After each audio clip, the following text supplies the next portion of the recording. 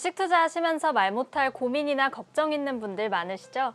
저희 하프타임 주식 상담소에서 여러분의 고민들과 함께 하겠습니다. 매일 시청자분들의 투자 관련한 다양한 고민들 들어보고 있는데요. 오늘은 의도치 않게 장기 투자자가 되신 시청자분께서 사연을 보내주셨습니다. 오늘의 사연 함께 만나보시죠. 안녕하세요. 저는 어쩌다 보니 장기 투자하고 있는 종목이 있는데요. 바로 계룡건설입니다. 14년 전인 2007년에 남편이 30% 비중으로 31,400원에 매수했던 걸 얼마 전에 발견한 건데요. 요즘 차트를 확인해 보니까 매수가보단 약간 오른 3만 원대 초중반선에서 횡보하더라고요. 이왕 장기 투자자가 된 김에 계속 장투로 갈까 싶기도 한데 이거 장기 투자 할 만한 종목인가요? 아니면 그냥 매도하는 게 좋을까요? 조언 부탁드립니다. 네, 우연하게 장기 투자자가 되셔서 조금 당황스러우실 것 같은데요. 이 계룡건설 장기 투자 해볼 만한 종목인가요? 아니라면 매도 시점은 언제로 잡는 게 좋을까요? 스튜디오에서 도와주세요. 14년, 네. 예. 그러니까요. 계룡건설 지금 33,950원대고 대전 충남 지역의 토골 회사죠. 네. 지금 사실 대전 세종시 쪽에 이제 정부 이전을 하면서 그쪽으로 건설 쪽에 많은 관심이 있으신 분들이 있어서 이런 사연이 또 올라온 것 같아요. 뭐 회사는 나쁘지 않아요. 그 꾸준하게 실적도 만들어내고 저 네. PER, 저 PBR 관련된 종목이에요. 근데 한국형 가치 투자, 한국의 가치 투자는 무조건 싸다라고 해서 올라가지 않습니다. 네. 어떤 올라갈 만한 모멘텀과 아니면 턴어라운드가 굉장히 세야지만 대한민국 가치 투자는 치고 나가는데 김노현 대표님, 네. 현실적인 조언 좀 부탁드릴게요. 14년 투자하셨대요. 그러니까 14년을 투자했었으면은 원래는 이제 정상적이면 회사가 그동안 이제 성장도 하고 뭐 N자형으로 봤을 때 이제 우상향의 패턴을 그려야 맞는데 네. 안타깝게도 14년 전을 돌이켜 보면 2007년도 정도로 예상이 되어지는데요. 네. 네. 그때가 지금보다 이제 가격이 높을 때예요.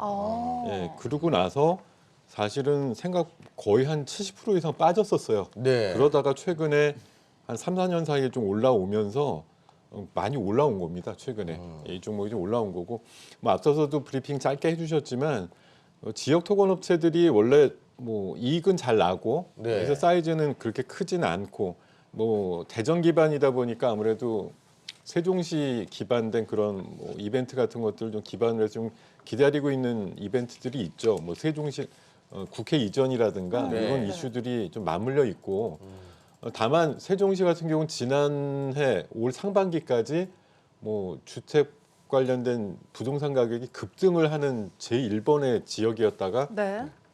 최근에 조금 주춤하고 있다는 얘기들도 많이 나오고 있기 때문에 그런 거에 뭐 공급 과잉 그런 것들에 좀 영향을 받을 수도 있다라는 가능성이 좀 있어 보이긴 하거든요.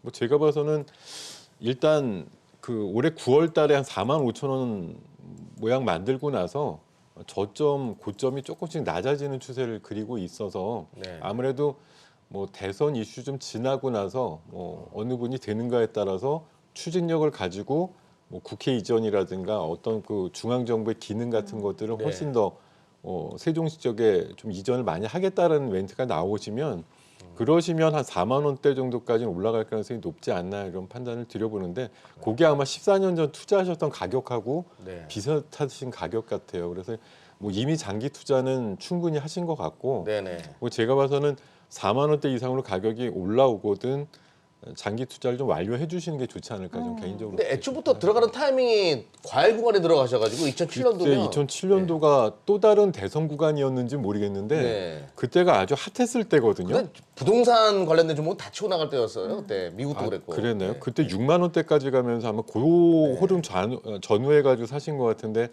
비자발적인 하여튼 장기 투자가 되신 것 그렇죠. 같습니다.